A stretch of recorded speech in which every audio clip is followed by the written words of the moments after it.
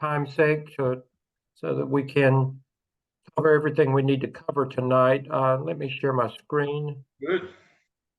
and bring up the agenda. Okay. Can you see that? We can. Okay. Yeah. I want to say welcome to our first of of 5 scheduled coaching nights, and the reason we have them back to back the first 4 weeks is that this helps build the foundation for your success as you are entering in this program. We are going to cover a lot of very important stuff that you'll need um, not only this semester, but to be successful throughout the program. So it's very, very important as much as you can. Please be in attendance. If not, they are being recorded and we will email them to you, and they'll also be placed in Blackboard under that particular week for your reference as well. But there's nothing like showing up and being there. It's almost like being in the same room. And as Dr. Lamb said on Monday during town hall, students that show up for class and are present as much as they can are much more successful in this program. So we do encourage you to be in attendance as much as possible. The purpose of the session is on Tuesday night, we introduced you in both classes. We introduced you to Blackboard, what it looked like, but we delved into task 1 of the AAPSL, the first of 6 evidences that you'll have to complete. And we introduced it to you. Tonight, we're going to show you, or we're going to discuss with you or share with you information about each of the 5 tasks that make up the AAPSL, which is the Analysis and Action Plan for Student Learning. And as we shared with you on Tuesday night, in school business, you always begin with the students in mind. So that's where we're beginning. Student learning, student performance, test scores, everything about students in the school. Because if it wasn't for them, guess what? We wouldn't have a school. So that's where we're going to begin. And so tonight, this analogy I used, I think on Monday night, but I taught with my class on it on Tuesday night as well. We're basically going to give you the whole elephant tonight. You need to be able to see step by step, why are you doing task 1 and what is the end result going to be? Now, we don't expect you to remember task 2, task 3, task 4, and task 5, but it helps you understand as you're working through each of these tasks, this is why I'm there, when you have an understanding of what the end result is going to be. So that's what we're going to do. We're going to give you the whole elephant tonight, not expecting you to remember all of it, because that's why we have Tuesday night classes. We will take it and we will section it off as we need to, week by week. And then at the very end, I'm going to reel it all back in so that you are not overwhelmed with the whole AAPSL, and I'm going to refocus at the very end exactly what it is that your focus should be this week and next week. So with that in mind, I'm going to stop my share and I'm going to turn it over to Dr. Crawford, who is going to be talking with you about the school profile, which is something you can be working on right now. Dr. Crawford. All right. Good evening, folks. I promise I am going to be as succinct as possible. Like Dr. Stebbins said, I want to put your mind at ease and recognize that while the task looks large, it is, if I can get to the full screen, when you take it in small chunks, it's a lot easier. And so with the school profile, pull this up. The simplest way for me to describe what you're going to be doing is that you are going to be telling the story of your school. You are going to give the reader an idea of exactly what the circumstances are to with and to your school. And so you're just giving the reader a profile. We don't know where you are. Dr. Lamb and I spent a lot of time together in Charlotte, and we have a good idea of the history of the district and many of the schools there. Of course, he's been around since the Old Testament, so he knows a lot more schools than I do. But you're just telling us a story of your school and your community. Now, the first question that comes to mind for everybody is, how long does it have to be? And the answer I always give, it does not have to be War and Peace or the Iliad, but we want something a little more than Fox and Socks. Okay. It's going to be unique to each of you because each of your schools is different and has a different set of circumstances. So a couple of things before I cover some specific things that need to be in there that I want to make sure you get across first, is you're going to get a separate section on the APA 7. That is where you're going to live. And so the sooner you become familiar with APA 7, the easier your life will be on this end of graduate school than even if you go on. So the first thing I want to tell you from a functional standpoint about the school profile is this. Whatever you are writing, if it is not common knowledge, that is information that you have to cite, okay? So some of you may say, my school is in Hope County. Hope County is a small county of 5,000 or 2,500 square miles with one stoplight.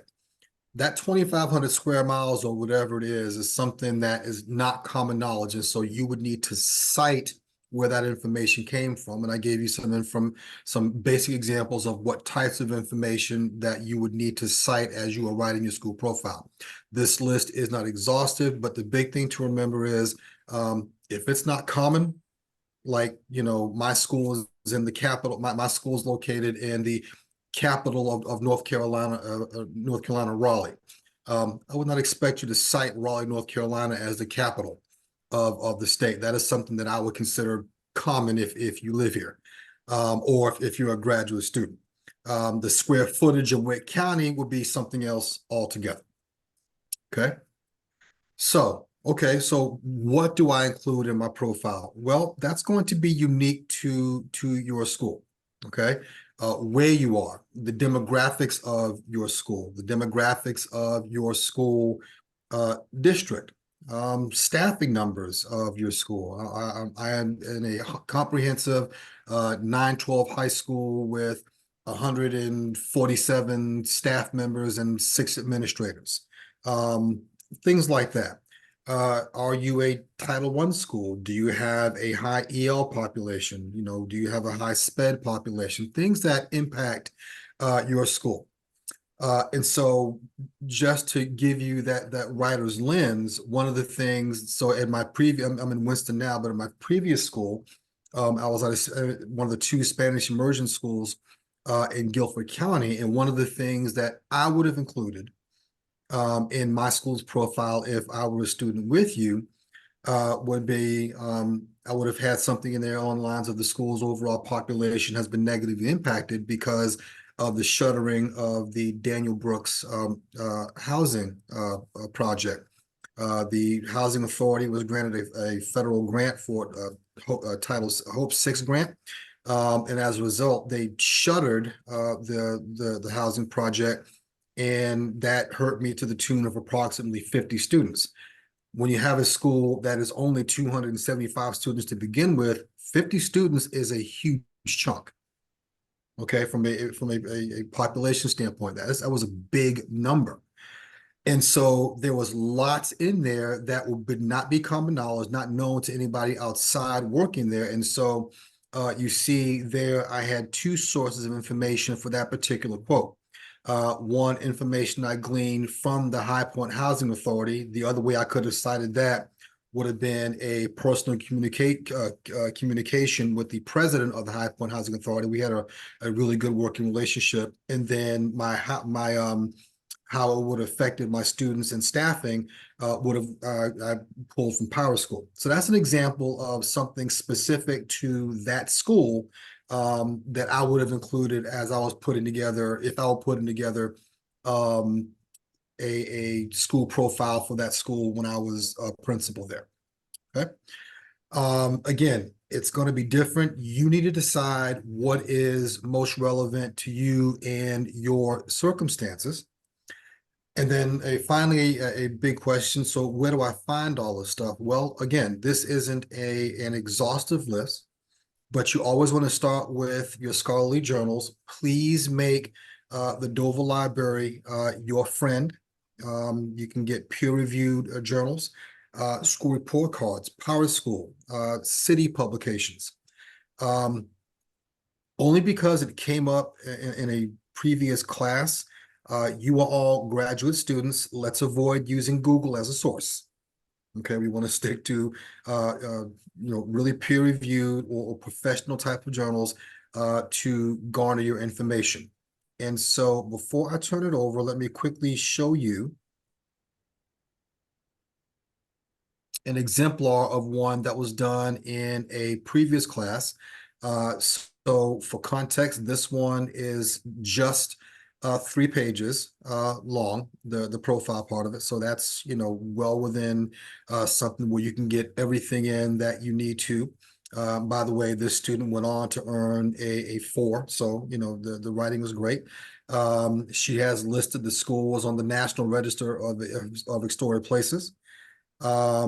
She talks a little bit about the Venetian color schemes of the school. So that would make sense given where the school is registered as part of a historic school in Asheville. Even goes back as far as the stock market crash, because that's relevant to that school. Talks about jumping into the late 40s, 50s, an ROTC building. It's one of 2 public high schools in the city of Asheville. Briefly mentions the second one. Talks about some school statistics going back as far as the 21-22 school year, that it's a B school, the population, she breaks that down, and goes into DPI, what the experience level of the teachers and things of that nature. So again, this one is just right at 3 pages. Takes you back as far as 1882, but then takes you right up through the present day in what the school has. So again, you're just telling a story. You are giving the reader some information that people wouldn't know. The big things to remember are avoid using Google as your research source. Cite information that is not common knowledge. And like I said, you're going to tell us about where you are and how and what your school looks like. Any quick questions I can answer before we move on to the next one? Again, and we'll cover this again on Tuesday, so don't freak out when we get to our individual sessions. If you have further questions, we can get into those then in a much smaller setting if you have questions beyond tonight. If not, just drop them in the chat. I'll try to answer them as we go. All right. All right, Yes, if you sir. got pencil and paper, write this down. This is important. If you are at an accredited school, whether it be advanced ed or SACS, if you are at an accredited school, you have a self-report that somebody in your office has. Principal or some administrator has the accreditation self-report. It starts out with a comprehensive school profile. And I know all of you appear to be smart enough to copy and paste. If you're not, you don't need to be in this program. So that's a quick hack. If you're an accredited school, if you're not, you're going to have to dig. If you're an accredited school, as well. It's already there done for you. The school improvement plan is also a good place to start. Yep. School improvement plan, you need to start, using the resources that you're building. School improvement plan, because guess what? School improvement plan pulls it straight off advanced ed. And so if you can't find advanced ed, because usually those get thrown out with the trash, but I know you'll have a copy of your school improvement plan. It's probably holding up the corner of a desk somewhere. Not that anybody would actually read one and use it, but there'll be one in the office somewhere on that. So make sure, exactly right. They're the same thing. Find one of those and you'll find this. And that would be a quick hack on how to move quickly through that, because that can be a time consuming thing.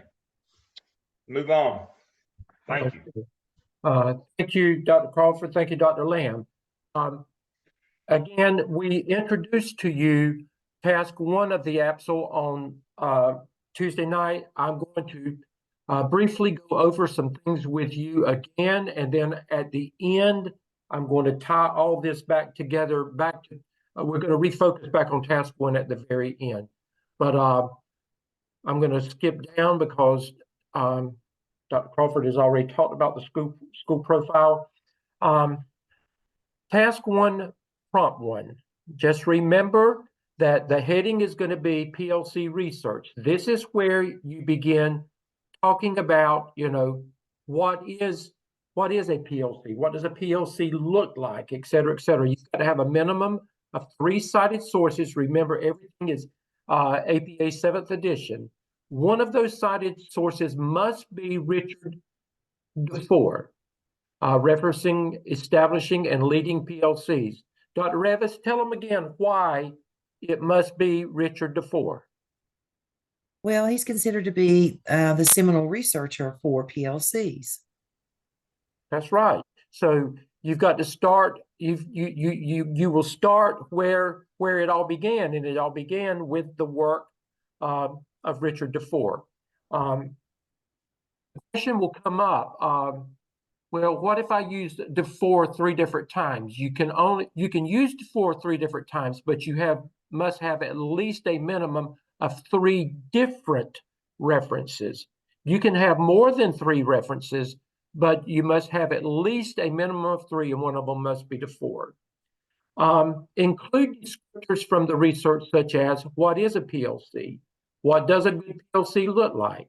How are highly effective PLCs conducted?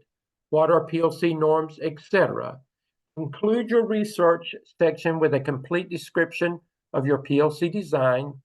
And remember, you've got to obtain written permission from your administrator to convene a PLC. And as we mentioned on Tuesday night, you should, hopefully you've already had that conversation with your principal or site administrator that you've got to, you're tasked with starting a new PLC, and that you're, again, you're a student at Gardner Webb, and what you've got to do, you've got to form a committee, et cetera, et cetera. You've talked to them, but you've got to go back and put it in writing, an email, because that becomes proof, that becomes an artifact that you'll be able to use for this assignment, but you'll also be able to use it with your competencies as well, as we'll talk about later on. And then you'll get a written confirmation back from them as well. Let's go on to, okay, what is a literature review? A literature review, the concept of a professional learning community, PLCs, has been one of the most widely discussed research topics in the last 30 years. Numerous studies have suggested that well-implemented PLCs can significantly contribute to student learning outcomes, teacher professional development, etc. As a result, systems and schools are investing considerable efforts in developing themselves as professional learning communities. Some districts call it something differently, but it's all the same thing. PLCs are becoming more and more widespread in the world, and therefore are in the ascendant in educational practice and policy at this time. Most of you are already involved in PLCs. But remember, this must be a new PLC. It must be something that you lead. You will have to lead throughout this program. So you must be the leader of a PLC. Your next section is going to be PLC selection. You're going to select 4 to 5 members for your PLC. Now, as we talked about on Tuesday night, Dr. Revis emphasized that you've got to get out of your comfort zone.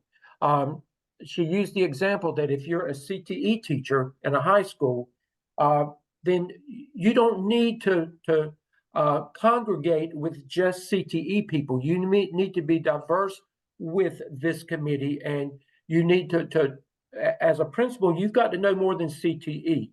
So you've got to become versed in whatever is happening in your school. So this is an opportunity to spread your wings, fly, and to bring other people into your PLC. You need to find people that are going to work with you, people that are going to be effective in what they do, people that will challenge you. You need 4 to 5 people, no more than that, and that includes yourself. If you can get an administrator to serve on the team, that helps tremendously. If you have a curriculum person at your school, a coach, then that can be that person, or if you're the coach, you serve in that capacity already. But make sure that you have a diverse team and it's a strong team. You're going to talk about why did you choose these people? In other words, what are their strengths? What are their educational credentials? Why do you believe that they are the good fit for your team? A best practice is that you don't mention their names in your work. You can call them teacher A, teacher B, however you want to do it. But it's highly recommended that you do not use their names in the work. The next, after you do your PLC research, after you have formed your committee, you're going to conduct your first PLC meeting. Now, this meeting is nothing more than to discuss the PLC's vision and purpose. Remember, it's your job to do that. You're the leader. You're going to establish meeting norms and expectations. And we've given you lots of resources in Blackboard under the AAPSL helpful hints or AAPSL resources or template and material section. We've given you lots of resources that are at your fingertips, and it's good articles by DeFore and other resources as well that you can use to help move forward with conducting this meeting. Use digital sharing presentation techniques during your PLC, and then use your references and research to establish these elements of successful PLCs. Now, your job is going to be, you always present an agenda. I would have a sign-in roster. You keep minutes of what your meeting looks like. I would have somebody to take a picture of me presenting. That's the proof of the pudding right there in the pudding. A picture of you presenting to your PLC, and then all of those become artifacts that you can use as you're completing task 1. And we'll talk about that more again on Tuesday night. And then finally, you're going to have a reference section, because guess what? You're going to have at least 3 references to put in there. The 3 from your, the 3 required from your research. Then after that, in this order, you're going to have an appendices. That's your heading. And at a minimum, you're going to have your email, conduct the PLC with an affirmative response, meeting agenda and minutes of the meeting, sign-in roster, etc., etc. You can also include a picture of your presenting as an artifact, as we've already discussed. And then, this is important, did you follow the template with correct headings and subheadings in APA 7th edition? We've already shared with you in your template and material section, there is a template that you must follow. Remember, we said that if there's black writing there, that you keep it. If it's yellow, that means you've got to do some narrative work. And if it's red, those are hints and suggestions. You use what you need to use, and then you delete that red after you get through. And then I'm going to tie the knot to this at the very end. So we're going to move on to task 2 at this time, Dr. Revis. If you will stop screen sharing, I'll pull mine up, I'm please. sorry. I thought I had. That's I'm sorry. okay. That is okay. Good evening, all. We're going to go ahead and go into task 2. And even though it's not due this week, we still want you to know where it's going. I'm going to go over this very quickly, but rest assured that we will come back to this in your weekly Tuesday evening sessions. Task 2 is where you have to roll your sleeves up and do what I call a data dive. And that's where we're going to examine student learning and student growth data as you are held accountable for on your state report cards. I know CTE has assessments, but you're not held accountable for those assessments on your state report card. And if you're a principal, yes, they're important, but it doesn't rise to the level of importance as your student performance and growth does as reported on your school report card. Now, in this task 2, there are 2 prompts. Okay. In task 1, we only had 1 prompt. So the first thing, and this is actually going to be your first heading, is about your data collection strategies. In your narrative, make sure that it is clear that you are facilitating this data dive. You're having a discussion with your PLC members to talk about what strategies you're going to use to collect data. What data sets will you collect and who will collect them? Next, we're going to talk about how are we going to narrow down, what criteria are we going to use, and how are we going to narrow down the identification of your most pressing need. Now, that's the whole thing about the data dive. We have an enormous amount of data available to us in our schools. You've got to dive into it to find your most pressing need. So this is a discussion in this section about what is the process you're going to use to analyze those data sets and what criteria will you use to determine the most pressing need. Next, we're going to talk about, or you will talk about, your collaborative data analysis. How did you facilitate that collaboration to examine and disaggregate your data sets? What subgroups did the PLC examine? Did you examine historical data sets? And what growth data did you use? In North Carolina, it's really important to look at that growth data along with performance data. And I do believe you have it in South Carolina as well. And finally, you're going to have a section titled The Most Pressing Need. You're just simply going to discuss what were the findings of the data dive.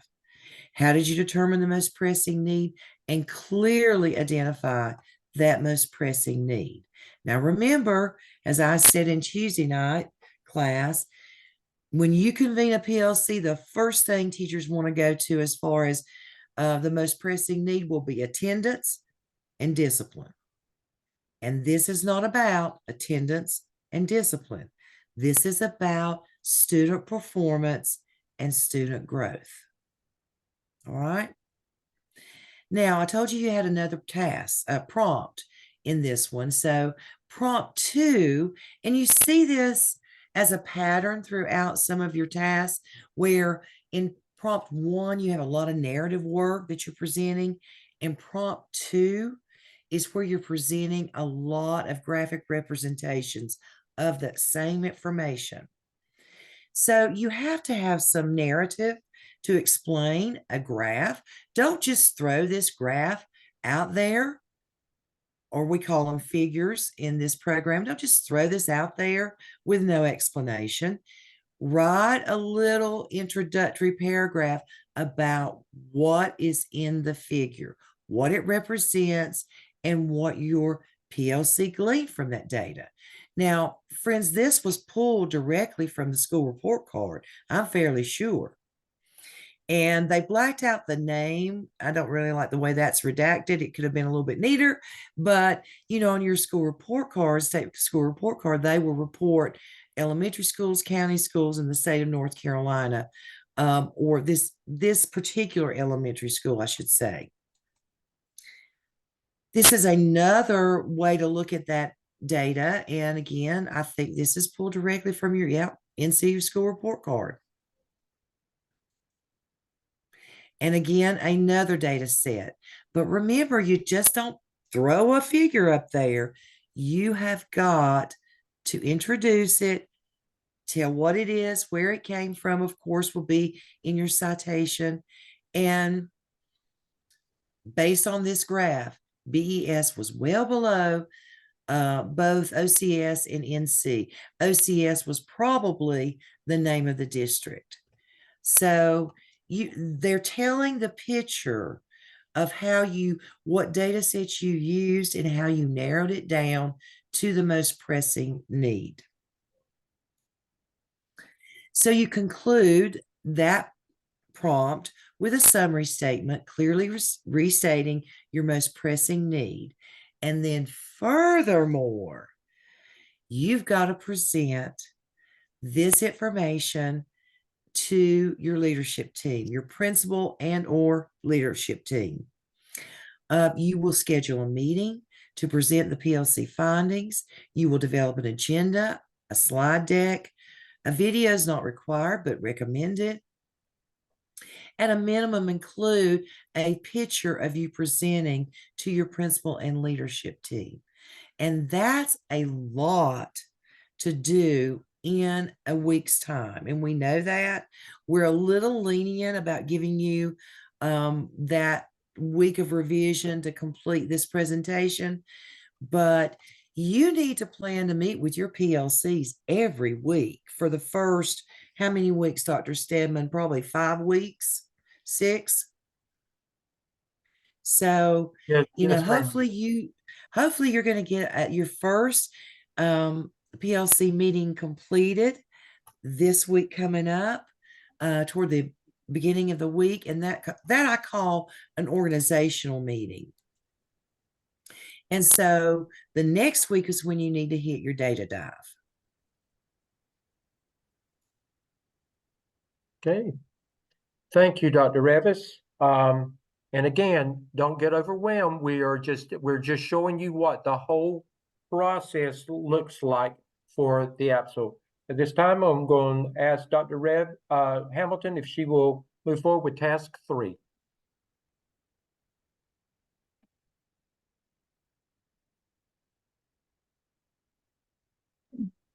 Hold on, I was so anxious to get my screen sharing, I forgot to unmute myself. As Dr. Crawford so eloquently stated the other night, this is an elephant, and we understand that. Just take it how do you eat it? One bite at a time. We're going to help you through that. Tonight, we're just showing you the whole elephant. So after in task 2, as Dr. Revis just said, the very last part of task 2 will be the analysis of your data, where you explicitly state, working with my PLC to analyze the data, we determined based on the data that our most pressing need in our school, and remember, the most pressing need has to be something measured by a test score. The most pressing need is blank, whatever it is. You're going to present that. You're going to move from that to task 3. And in task 3, you're going to move from that problem to a research-based solution. So you're not going to sit around and talk about what do we think we want to do about it. You're going to actually do research to determine with your PLC what the best research-based solution to your most pressing need is. Now, how are you going to do that research-based solution? You're going to you're going to do a research. You're going to do an annotated bibliography and a literature review. You're going to present those solutions to your PLC, and then you and your PLC will collaboratively determine what solutions you think would be best for your most pressing need at your school. In task 3 of the AAPSL, you do have 2 prompts. And like Dr. Revis said a few moments ago, prompt 1 is going to be more narrative, while prompt 2 is going to be more visual representations. However, you will have narrative to go along with that. Prompt 1 is your research, which is literature review and annotated bibliography. Prompt 2, narrative, visuals.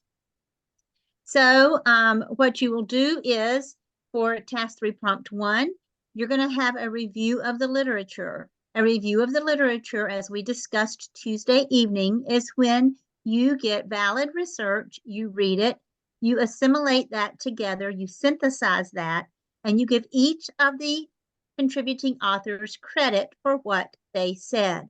You are melding this together into one document, one piece of work that you are creating. So your literature review has to have a minimum of 3 resources, 3 sources. They have to be about best practices that address your most pressing need that you and your PLC decided upon and that you presented to your administrator. Then you will complete an annotated bibliography. An annotated bibliography is also research, but it's just presented in a format different than a review of the literature. We will talk about those differences between the 2 kinds of presentations more in class. Your annotated bibliography will have 8 sources that are different from the 3 sources that you did in the review of the literature. So that's 11 total pieces of research that you will be doing. You have to have, of those 8, you'll have 5 regular, and you will have 3 online tools that are not currently being used. Again, we'll talk about those later in class, but one of those online electronic digital tools has to be one of the solutions to your most pressing need. That's just an example of the difference of how that can look, but we'll talk about that later. Then in prompt 2, you want to move from that narrative to the visual aids in prompt 2. So what you're really doing is visually showing with some narrative what you talked about in prompt 1. Here's an example, and as Dr. Revis also said, in this work, all of your inserts that you will have will be considered figures. We'll call it a figure. So this is an example of a class or a student whose PLC had researched vocabulary as one of their online tools in their annotated bibliography in prompt 1. Then in prompt 2 of task 3, they had this bubble map that gave the descriptors and the characteristics of vocabulary. And then on every figure, you have a figure number that goes in sequential order. You have a title, and then below there you have note. And then you tell a little about what we're seeing there. Here's a very important thing that students have done that really strengthens task 3 of your AAPSL, and that is that at the very end, compare after you have visually demonstrated the 3 online tools that you researched. This case was Mystery Science, Study Island, and Vocabulary. Do a comparison chart with the 3, and this is an artifact and evidence that you and your PLC compared and contrasted the 3 different online tools to come up with the one that is best for your school. And then again, you would write a note beneath there to talk about that process and what the decision making was. So that's task 3 of the AAPSL.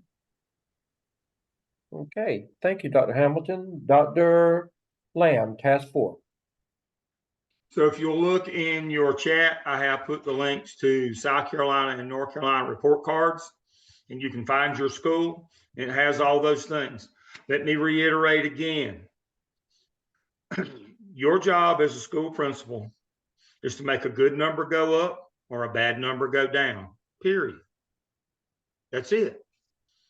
And if the scores didn't matter, we wouldn't keep them.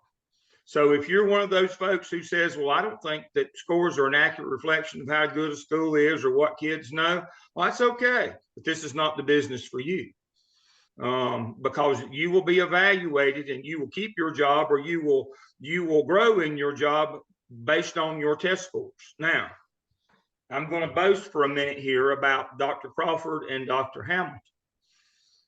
Dr. Hamilton, I guess, probably has the best growth scores in the state of North Carolina over the last what, 6 or 8 years. She's exceeded growth at her school. Dr. Crawford was the triad, not just one district, what's that, 3 district principal of the year. A year ago, he got the most growth of any school in the state of North Carolina, 3.5. That's unheard of. These people know what growth is. They understand your job is to grow kids. It's to make it go up. We use standardized test scores. There are things in CTE and other things that are important, but none of them are as important as those measures that are presented on the state report card. And so I always get somebody at this point says, well, I want to do discipline. We'll let you do discipline when you get to the OMA or when you get to the CAP, but not now. This is academic only, straight from the report card. So I don't want to get an email asking me, but I thought, don't think you're hurting the team. That's what my position coach used to tell me all the time. 2 things he used to tell me. Don't think you're hurting the team. And if you can't listen, you can feel. So don't be a hardhead here. Don't send me an email, but I want to do this, or I thought it might do. No, don't think. Follow the directions. Go to the state report card. Very simple. If you do that, everything's going to work out well for you. Now, what's the difference in a literature review and an annotated bibliography? A literature review is you find that your most pressing need is fluency in reading.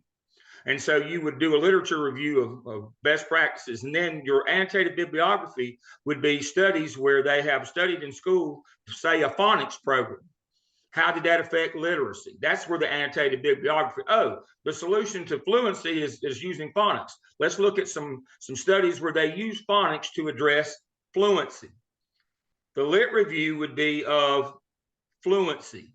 The annotated bibliography would be of the solution, which is phonics. Very simple. One's the problem, one's the solution. The problem is your lit review. The solution is your annotated bibliography. Phonics is your solution. Your problem is fluency. Now, phonics is not the answer to literacy problems. Comprehension. You know, there's 2 different types of literacy problems. There's comprehension and fluency. So make sure that your solution matches your problem. That's one of the worst problems that principals have. They fall in love with the program. And I would ask them when I supervise principals, well, what's that address at your school? I don't know, but I just really like that program. In the business, we call that a solution hunting a problem. That's not good. When somebody comes out to your building and asks you why you're doing what you're doing, spending time, money, resources, you know, your school budget and your master schedule on this particular program, and you can't point to a direct link to a problem that you have in your school, that won't go well. I'll just tell you right now. And then somebody's going to come out like me and going to ask you, what were you doing that we weren't paying you for that prevented you from doing what we were paying you for? Maybe we can facilitate you to another career. This is how serious this is, folks. This is the heart of the school business. We have schools for learning. Student achievement is the name of the game. And you've got to understand that. Now, once you've done your data dive, once you've done your most pressing need, once you have done your literature review on your problem, and then your annotated bibliography on the solution to that problem, you're now going to write an action plan. And the action plan is task 4. So let me share my screen.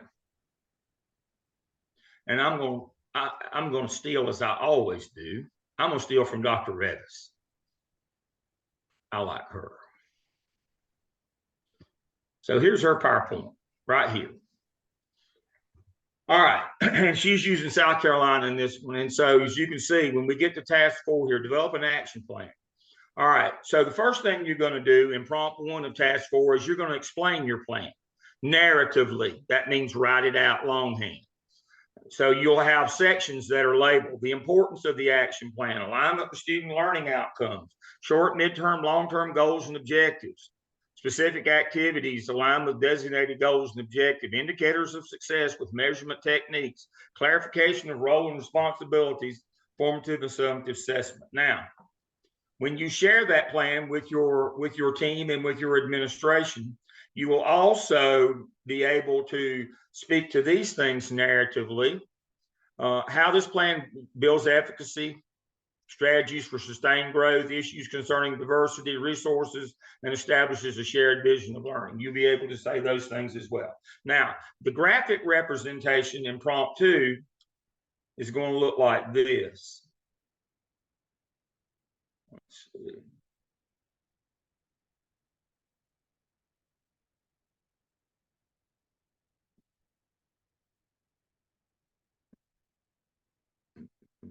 Let me pull it up right quick.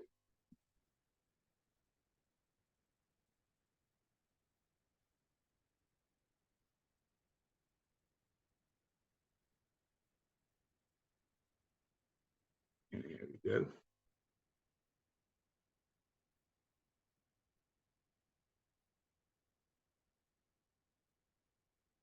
You can do it. There it is. We're going to use one on top. We're going to use this through every action plan. When you do the professional growth plan and the second of your evidences, the AAPSL, you'll use this same graphic organizer. When you do the marketing plan and the skip, the fourth, you will use this graphic organizer. When you do the cultural advocacy plan for the CAP, you'll use this graphic organizer. And the reason why is when we get to the sixth of the evidences, that's the actual putting together your school improvement plan, you'll have to put all these together. And if they're in the same format, you won't have any problems. It'll be a copy and paste when you get to task 5 of the AAPSL. Of the SOB, excuse me, the sixth of your evidences. If you use various different graphic organizers and try to be cute and show how much graphic design capability you have, that won't go well for you when you have to try to put them all together and make them match. So use the same one every time. It's in your template. So specific activity. What are we going to do? We're going to do phonics. Our problem is fluency. Remember, we have a literacy problem. Back in the old days, we call that reading, but now we call it literacy. So we've got a literacy problem, and our problem is not comprehension. Our problem is fluency. So our specific activity is going to be phonics. When we're going to do it, we're going to start it right at the beginning of the school year. We're going to start it August 15th, this fall. We're going to be ready to roll with this program. Who's going to be responsible? That'd be Dr. Stedman. He's in charge around here. He's the literacy maven. He's going to be the person in charge of that. We want somebody's name there. We want to know who's going to be somebody or teachers. I hate it when somebody puts in an action plan. Teachers, what teachers? Who, me? I want a name there, or names. Who's the team going to be responsible to implement this phonics program at our school? Resources needed, fiscal and human. Fiscal means money. How much is it going to cost? Human means how much personnel we're going to have to hire somebody to do this, or is that just somebody that's existing on our faculty already that's going to do this? Do we have a literacy facilitator? Maybe they're the person that's going to do it, but we need to know who's going to do this. We can have the activity, the timeline, but if we don't have somebody that's going to do it, or if we don't have the money, it's not going to get done. Now, formative assessment. Please don't be the slow kid who thinks that formative assessment's giving them a test midway through and summative is at the end. Formative assessment has nothing to do with kids. Formative assessment is the fidelity check of the adults. Are they implementing the program as intended? And if you don't build that into a plan, how do you know what they're going to do? My favorite example of this is I'm so old. When I started as a principal, we didn't have North Carolina testing yet, or South Carolina. We had the California Achievement Test for reading. That's the only test that we took back in the day. And every year we'd get a new textbook adoption, reading textbook, and the guys from the warehouse would come in with it in boxes on hand trucks and roll it down to the book room. We'd roll them in there and lock the door. And we got the test scores back every year. We'd say something dumb like, well, them books didn't do any good at all. That reading adoption wasn't any better than the last one. Nobody ever went to the rooms to check and see if we were using the books. We didn't even pass them out. What are you talking about? Formative assessment is of the adults. Are they delivering the program with fidelity as intended? That's got to be a part of your plan, any action plan, always. check up on the adults, make sure they're doing what they're supposed to be doing. The summative assessment is the test score at the end of the year. In this case, it's going to be EOG or EOC or the testing at the end of grade testing in South Carolina. That's going to be your summative assessment. Now, goal and indicator of success. This is where students get fouled up the most in this thing.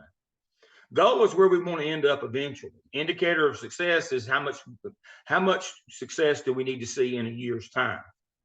For example, I had a state report card pulled up just a minute ago. They were at 73. Their proficiency score in reading was 73.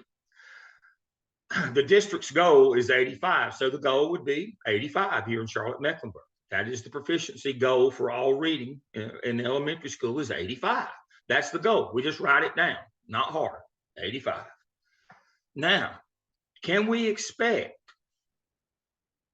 I'll give you a little preview of my doctoral classes in statistics and quantitative here. Can we expect in 1 year to make 12 points of gain on the state test in 1 year? That would not be we can't expect teachers to make 12 points unless we give them guns or let them cheat. They can't make 12 points in 1 year. So an indicator of success would be 1 standard deviation. On a 100-point scale on state testing, it's normed this way. What is 1 standard deviation of gain? That would be 5 points. We would expect to see 5. That would be our indicator of success. If we went from 73, where we currently are, to 78. Now, we want to get to 85 eventually, but we got a scaffold, we got steps. If we can move 5 points in 1 year, that would be tremendous. 1 whole standard deviation. 2 standard deviations would be, it's not a miracle, but the probability of making 2 standard deviations is 0.3.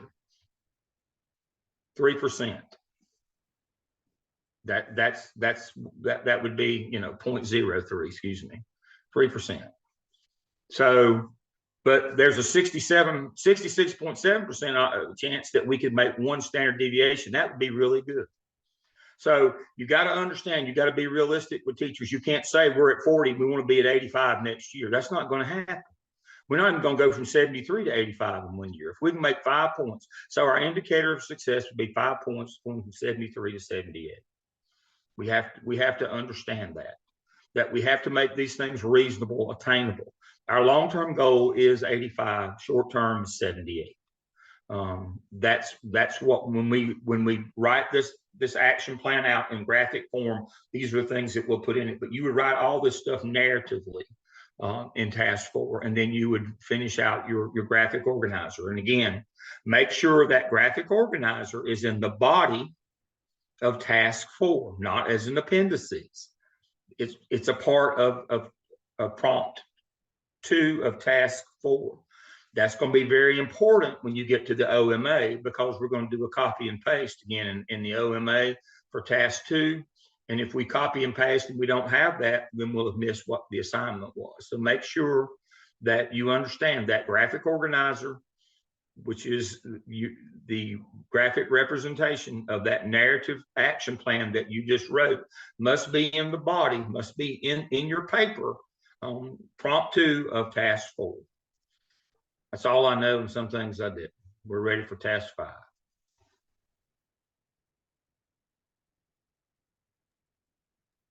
Thank you, Dr. Lamb. Okay. And at this time, Dr. Nutting is going to talk to you about task 5. Hi, everybody. I'm Bowen Nutting. I'm going to talk to you about the last task for the AAPSL. So this will come for you several weeks down the road. So I'm just going to talk very quickly about it because you're probably already overwhelmed with task 1, 2, 3, and 4. The good news is the AAPSL task 5 is really the reflection and wrapping up of this. And when you get to this part, you will have completed the first of these tasks, of these projects that you have. And what you're really going to be doing in task 5 is taking a look at, I can't see my screen here because everybody's picture's in the way. Let's see, or if I can move you. what you're going to do is you're going to be fusing the content that you've worked on in the first couple of tasks with the sources that you have and the research that you've done. You're going to be fusing that with your clinical experience. And so we're going to talk in a little bit about your clinical internship requirements. If you have found this in Blackboard, this was so useful to me that I just printed it out and I've marked it all up. I don't know if you're like me, some of these things I just have to print out and be able to hold in my hand. But we're going to talk to you a little bit about the clinical internship. And what you're going to do is you're going to take the research and the things that you've written and that have been reviewed and approved by your teacher and fuse those with your clinical experiences. Then in the end, what you're going to do is reflect on your experience as a leader and what you've learned about leadership and how you can exhibit that. Now, one thing that we see a lot of the time is that you guys, whatever position you're in, you sometimes lapse back into the position you're in. Okay, well, from my teacher seat, I'll see it this way. From my instructional facilitator seat, I see it this way. But what we really want you to do is to reflect on your experience as a leader. And let's see if I can get it to go to the next slide there. So what you're going to do is you're going to fuse the 21 North Carolina standards for school executive competencies. And the important slide is really the next one.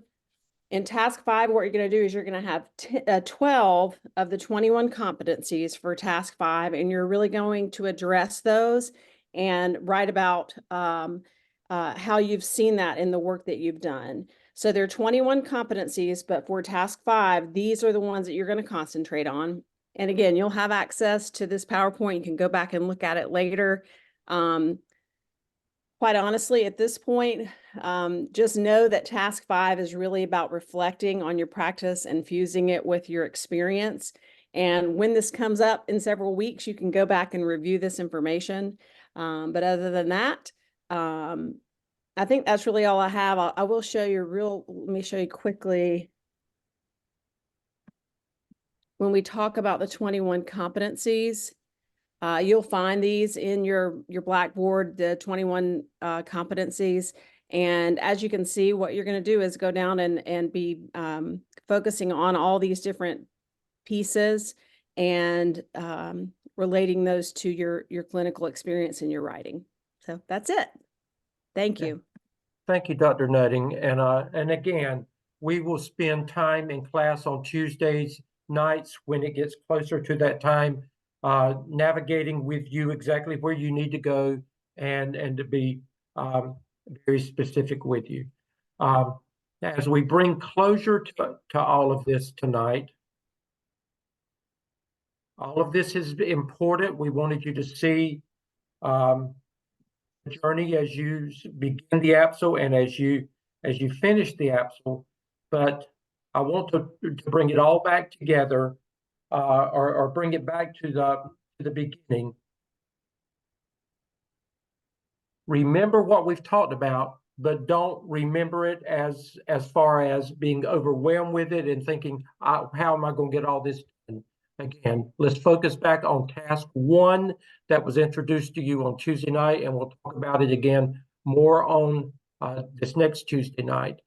How do you begin task 1 of the AAPSL? And you can find this in your Blackboard shell as well. You use the AAPSL template found in Blackboard under AAPSL template and materials. You review the AAPSL example found in Blackboard under AAPSL template and materials. You use the AAPSL helpful hints document found in Blackboard under AAPSL template and materials. You should have a dialogue with your site supervisor concerning the requirements to lead a PLC this semester. Explain what you're going to be doing. Let them know you will be asking teachers and staff and possibly administration to be a part of that PLC. You will need to put this request in writing, even though you may speak directly to your supervisor. You will also need an affirmative response from them. These emails will serve as artifacts and will be included in your appendices for task 1. You will go ahead and complete your profile. That's something you should be working on now this week. Task 1.1, complete your PLC research with a minimum of 3 sources, and one of them must be a reference from Richard DeFore. What is a PLC? What does a good PLC look like? How is a good PLC conducted? What are the norms, etc.? This is all according to what the research says. Select who's going to serve on your PLC, 4 to 5 members. Why did you choose them? What are their strengths? What are their educational credentials, etc.?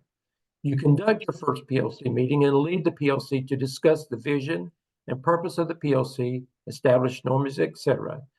There are excellent materials in Blackboard to assist you with this.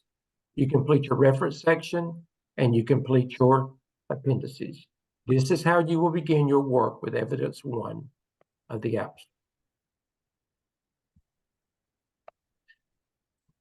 Okay, Dr. Lamb, would you like to bring the benediction to tonight? We do have another session next Thursday night, and at that time, Dr. Hamilton will take the lead with this. Dr. Revis will support her, and Dr. Nutting will as well. And they're going to talk to you specifically about help me, Dr. Hamilton. APA 7th edition. APA 7th edition. I couldn't get the APA out. So APA 7th edition, and exactly what you are, what you'll need from the APA for, for all practical purposes for this work that you're going to be doing. Dr. Lamb, bring the benediction. All right. There are 6 evidences in the portfolio for a principal in North and South Carolina. These 6 evidences represent the process that you will go through as a principal to build your school improvement plan. The first one is your academics, the AAPSL. That's the one we're working on now. It's the most important because it's academics. That's what we do. The second one will be about teacher growth and human resources, about growing the staff that you need. Back in the day, they used to say, well, just hire the best teachers and send them down the room. Well, as Dr. Crawford can tell you, when we were back in the day in Charlotte on the east side, there wasn't no best ones. There weren't any. There wasn't good, bad, or other. And now other schools, 30 years later, nearly 30 years, well, 30 years since I went to Eastway, that they're finding out what we knew 30 years ago. What happens if you don't have anybody? I mean, if they're just breathing, you've got to grow them into the people you want them to be. Your job when you hire somebody, as I told Dr. Nutting this afternoon, is to make them successful. So that'll be the second one, is your teacher. Your third one will be the operational one you'll do with me, law and how to build a master schedule for a school that supports your school improvement plan. The fourth of your evidences will how to involve your community and your parents in your school and community improvement plan. The fourth one will be the fifth one, will be how to improve the culture of your school, which goes directly to your parent and teacher survey in South Carolina and your teacher working condition survey in North Carolina, how to make that improve the working conditions in your building. And the sixth one is you put them all together and they become your school improvement plan. When you get to be a principal, they will send you a template from the central office for you to build a school improvement plan. If you don't know this process, you will just be stumped. How am I going to do all this work? But then you realize, oh, I know how to do each one of these. I form committees. I give them these directions. I form PLCs. This is how we go about doing our work. Divide and conquer in the school business is through PLCs. And we divide it up into sections like this. We bring it all together in a whole. We're teaching you how to be a principal. Those action plans, those graphic organizers where it has fiscal and human resources on there, understanding same theory applies when they send you the template from the central office of your school district. You can't put anything in your plan that you don't have the money or the people to run. That's the way your school improvement plan works. So you need to get in that habit now of, yeah, we could do this. It'll cost $1 million. Do we have? No, we got $12. Well, I don't believe we're going to do that. We better find something else that we can do. Same thing when you get to be a school principal. If you don't have the money or the people in hand, you can't put it in your plan.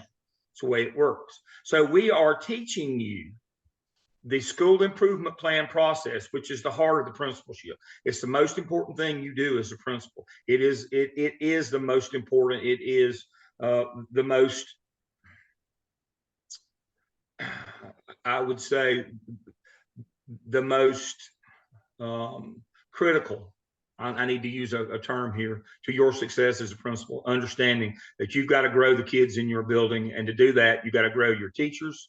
You got to grow them all. Your job is to make a good number go up or a bad number go down. That's the benediction for the evening. I appreciate you all being with us. We'll be back again with you next week.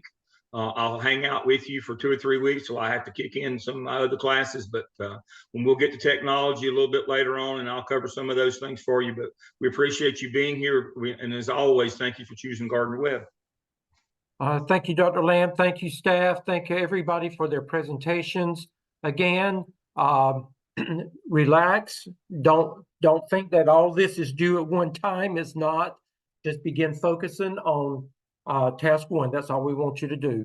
Just a reminder, if you have not completed your EVA enrollment verification activity, please go in Blackboard and do that. Most students have done that, but if you have not, complete that. If you were not able to be with us on Tuesday evening because registration had not happened for you, or something was wrong with your internet, please go to my course shell and to Dr. Hamilton's course shell, and we have posted the video from Tuesday evening's class, and please review that if you were not with us. We will see you on Tuesday. Have a great weekend and be safe. Okay, bye-bye.